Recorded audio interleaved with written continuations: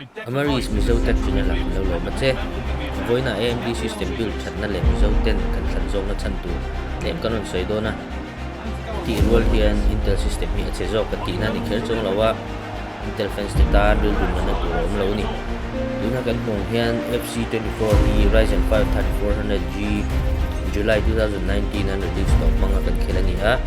graphics card san pa ma kan bang lo ni tichuan kan video hi min lo dan chung sa ka nga AMD thang zong don nge Intel thang zong don te poi loi ni to nga Intel thana te po na kina kan lo sei zel don tho ni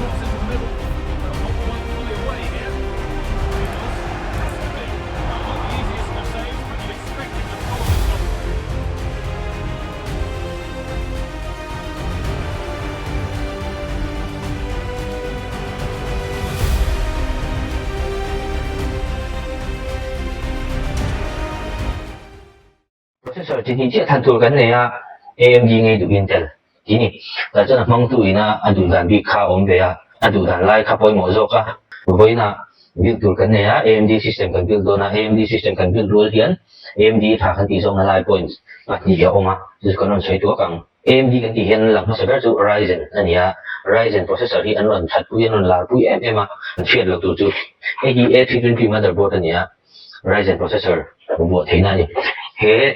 motherboard hi February sang hi song pasari release đó ni February sang hi song pasari khan Ryzen ala chuak lo ta chon A8 kan tiang fi ho le Athlon X4 processor ho khan lak mga architecture apo excavator lak mang ta ni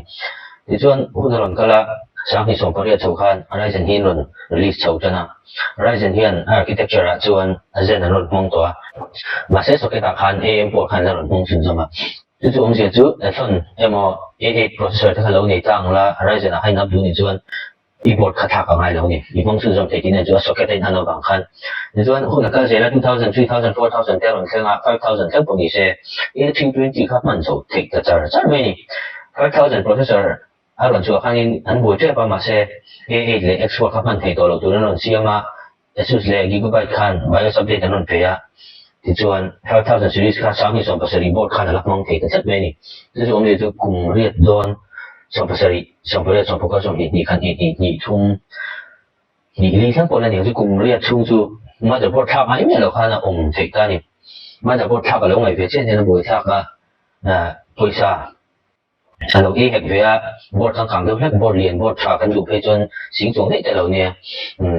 board ni ma po sang sari sang re vel te ani tho thara chuan Intel a chuan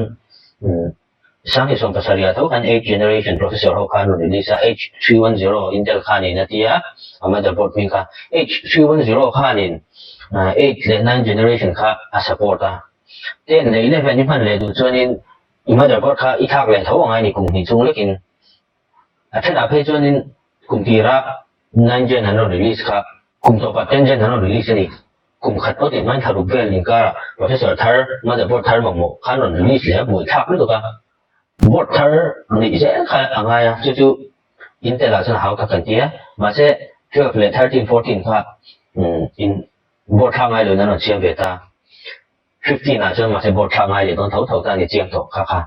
ti chuan AMD kan du na chan pakhat jok chu RAM ania RAM hi kan in ti huwa megahertz sang tak 3200 3600 te kan du 4000 te poniang tianga khan AMD chon in an motherboard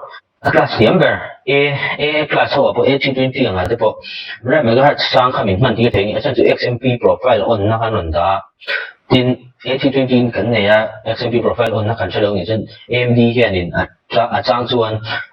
XMP hi Intel ming ani wangin DOCP tinan da thena DOCP ka bo on mai to ni ti chuan chu an base class an motherboard hiam gara po XMP on thenon siam lai khan Intel chuan and base and mid range H he and base class and lowest class motherboard and B he business class mid range kan ti hau khan ne H le B ya hian khoi thein an ron da lo that me ni so na to bera high end se kan nei da an high end motherboard a chen RAM han 6 soi theina ti me ang du to ba han support theina tur OC trigger overclock na ang chi kha anon da ve chau me ni se ta chi hian adang an da mi lawa boi thak ve thina RAM mình tấu lại RAM sang lì khá lắm gì này đầu tiên này chu AMD cho nên features an pek khat ba ka future proof an on siam kha tha kan ti em mà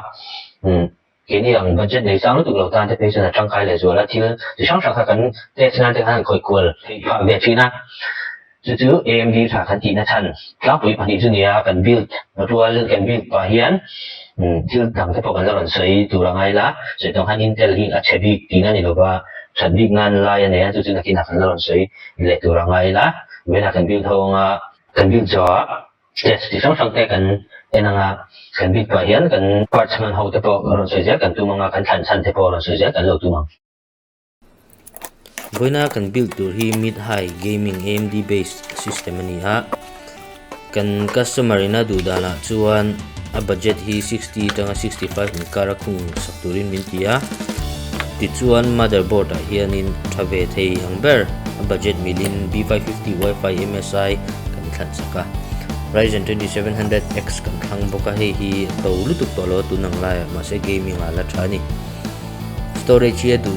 tam deuh hleka wangin budget ati tight deuh hleka 1TB NVMe ba ka 1TB sa SSD duwa chu kan man saka PSU SMPS a hian Circle Gaming 700W semi modular kan mang hi thatok view tur kan ngai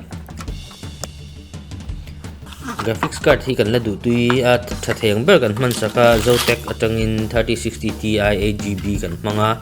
he hi ni kuma phe chun khovela graphics card a chun larber ani Wi-Fi antenna achoma he hi kan vua ti chuan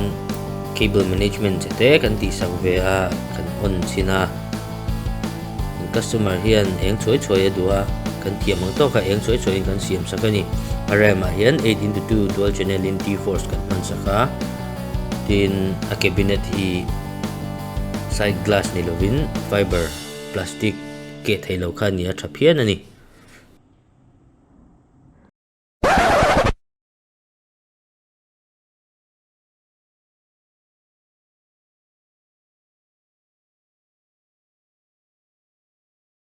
với lại cần build khan nuông kan ti le tha kan ti na em chu B550 motherboard thalo tu kan manga de chuan a that na lai ta chu a processor kha kan date back thei ta ni tu ma le ka chu to kha kan mong thei ta sat me ni 2700X chu a chu na rei ve le de flek to ma se processor chaklu tu ko ni amma na to ma budget friendly to atin ala chak thalo tu boka overclock thei X series an la ni boka chu also the wa she thei chu video tira kan ti lan zoi ang chi kha AMD thana chu ni kan no pan line ti ve khang lam thini la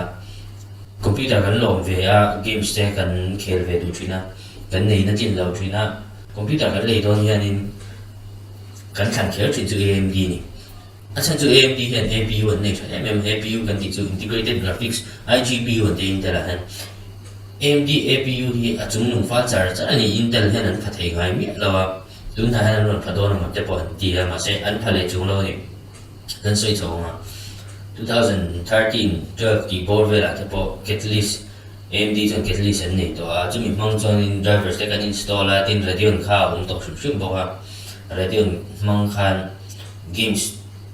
chang kang ve tak le chave tak kha graphic card mong ni lo kan khel ve thei chu ni Intel a chon in UHD ti te o Intel HD graphics te kha ta ta chon Intel HD graphics ka chu achak vak lo thina AMD processor lang ina min khel tir thei chi kha khel ve thei lo thina ni tin tuna video a po tira kan ti la na po FC24 de page la thar lu le system mamo sang ve lu tu kan ta ni graphic card te po thave ta ka ngai kan ti khane Ryzen 3400G khana khel thei tlat me a graphic card kan vu mi lo ma se RAM ero kha chu 8GB kha ka ni dual channel in ka ting ngi ngaya chu te po chu a chana ma se chu po chu lo ni se 3400G kha ni graphic card te lo in FC24 kha ran thei ni chuan a chak ve to vi ni ti kha she the Radeon Vega 11 graphics ni 3400G khan ti chuan Intel a chuan in i9 13900K 13th generation apo chak ver ke khan UHD 770 integrated graphics an ta kaka a boost clock speed to a memory a chuan in 1650 T value ni megahertz kamo 1.6 gigahertz value ni chu a boost clock a maximum clock speed ani ta ni Ryzen 5600G na kan compare le Ryzen 5600G khan Radeon Vega 8 am kinga Vega 8 kha a boost clock kha 2000 MHz vel te khani tani chu chu om je 500 MHz vel in processor chak lo zok ko kha game sa chone a chak ta lu zok tho tho tani i9 13th generation le Ryzen 5 5600G te chu compare ro chu ni lawang ma se gaming ma chu nei thau lu chuan Valorant te games chen khat kha 5600G khan graphic card ngai mi lo 160 FPS vel ke phadik tani asang ni graphic card tel lawa khela chuanin chu tiang FPS chu Intel chen hanon pe thei lo shum shumang ti chuan Intel han 14th generation a chuan hanon pa ve tonga te ti oma ma se AMD hian Ryzen 7000 series atangkhan Radeon Vega ho kha aron kal sana RDNA 2 ti kharon release la chu pe chu chak to lu kani hongzi a chuan budget kan nei sang lova game se kan khel ve du graphic card man pu de kan nei lova roll kan op ve si ani chuan ke ni pon kan ti chin dan kan zero lai te po kan ti chin dan in AMD hi than so zel mi tu ni an chu sei thong in video editing te ti ve the ya graphics processing le gaming te po mamu ang chin to kha chu apu shu ve thei chi ani chu chu AMD that na pakhat ani le a ti chuan china kan sei thong adang le a chuan upgradability nei tha a tin an technology hi an thla ve zum lawa ti meng Zen architecture te po Zen plus Zen 2 Zen 3 te po ni se motherboard thangai le pin processor socket thangai te nanon siam ve vak vak lo thin hi mizo te tan chon a budget friendly kan tia how tak lova nu le pa har sa te po lo om ve the ya mani fa te tan thil tha ot ve si le na tur nei reng lo tin thak reng ngai ang chi hu phut om ang kha apum pe the ani chu AMD tha kan ti zong la tlang pui chu ni phota video dang le Intel tha kan ti na zok lai kan sei le anga kan video me lo thir sa ka wangin kan lo me